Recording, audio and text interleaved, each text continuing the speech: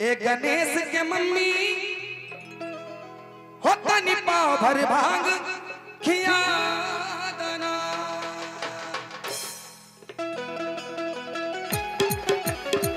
अब थोड़ी ताली बजा दो जरा, हाथ ऊपर करिए। ओहो झूमते हुए, क्या बात है। हाय हाय महादेव।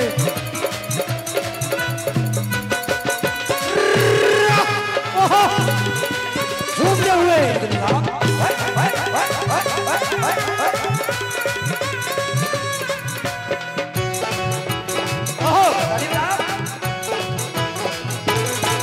नाही खाइब खोबा मेवा नाही मिसरी मलाई, नाही खाइब खोबा मेवा नाही मिसरी मला, नाही खाइब खोबा मेवा नाही मिसरी मला, धैले बानी रौरा किस के लिया जाना। ए गणेश के मम्मी, ए गणेश के मम्मी तनि पाव भर भांग खिया जाना। ए गणेश के मम्मी तनि पाव भर भांग खिया जाना। लाउर भंगिया बठेर बिसत बिसत होला दे, लाउर भंगिया बठेर बिसत बिसत होला दे, लाउर भंगिया बठेर बिसत बिसत होला दे, तुको होला मारे दुखवा आईना। ए गणेश के पापा, ए गणेश के पापा हमसे भांग पिसाएगा। ए गणेश के पापा हमसे भांग पिसाएगा। ए गणेश के मम्मी तनि पाव भर भांग खिया जाना। सबसे पुजारी से थोड़ी थोड़ी ताली बजा दे। हो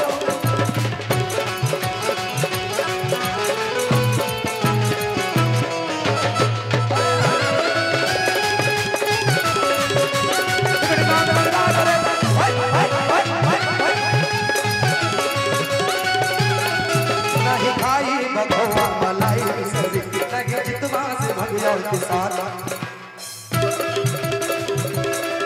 नहीं खाई बखवा मलाई मिसरी, नहीं जितवा से भगिया के साथ मिसरी। सुना बतिया हमारे बिना भावे जीवना, बतिया हमारे बिना भावे जीवना, हमरा सामने से जल्दी हटा जाना। जब भांग पीने वाले कौन कौन है जरा हाथ खड़े कर देगा जो भोले बाबा की तरफ से। एक गणेश के पापा, एक गणेश के मम्मी तनि पाव भर भांग किया जाना। एक गणेश के मम्मी तनि पाव भर भांग किया जाना।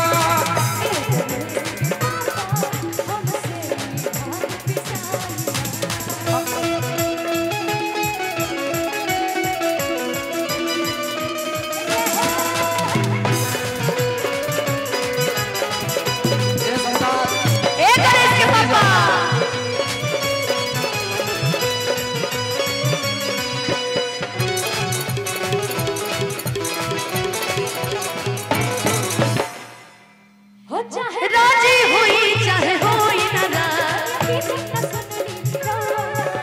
नहीं चलता हो, चाहे राजी हुई चाहे होई ना मंगिया भी सब न सुन ली रो। जानी करी आँख लाल करी हमरा बखाया, जानी करी आँख लाल करी हमरा बखाया, भांग छोड़ी अपना समय नसाई ना। अच्छा कितनी अच्छी लाइन है ना, कितनी अच्छी लाइन है ना कि जानी करी आँख लाल करी हमरा बखाया, अब अंग छोड़ी अपना समय नसाई ना।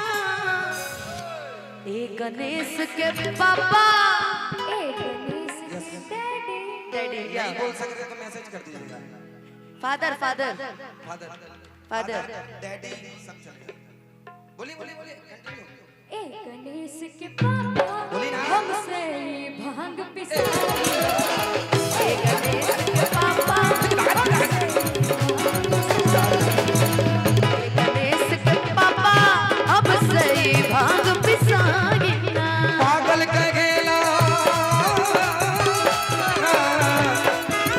पागल कहेला नारे लोगवा, पागल कहेला, पागल कहेला नारे लोगवा, पागल कहेला बहुत सस्ते में आप लोग पार हो रहे हैं। जैसे कहेंगे हम तो आपको बोलना जय हो, जिनको जरा हाथ, जिनको विजय होना है जीवन में, जिनको पराजय होना वो मत बोलना, हाथ ऊपर करो कि हम कि पागल का गेला पागल का गेला पागल का गेला लोगवा पागल का गेला कि हमता बोल के हाय दीवाना की लोगवा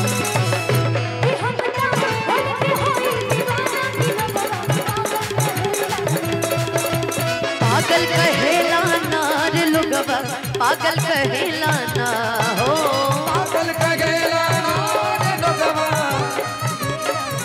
कि हमता बोल के हाय दीवाने के लोगवा पागल कहेला कि हमता क्या बात है?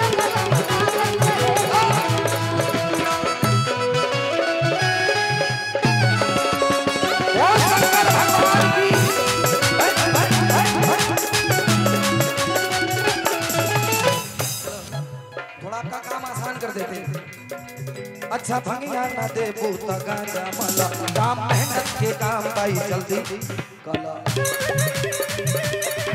अच्छा भंगिया ना दे बूता गांजा मला काम मेहनत के काम भाई जल्दी कला। बचदा मन के आवा मारी दम हो जगा बचदा मन के आवा मारी दम कर के चार चिलम हम के थमा दाना। अब हाथ पर ए गणेश के मम्मी ए गणेश के मम्मी छोड़ा भाग तू गांजा पिया ए गणेश के मम्मी छोड़ा भाग तू गांजा पिया दाना। गणेश के पापा हमसे भाग पिसाई ए गणेश के मम्मी बन पाँव भर भाग किया दाना।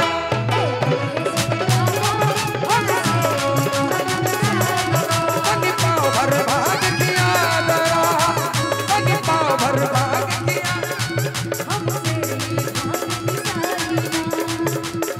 भाग किया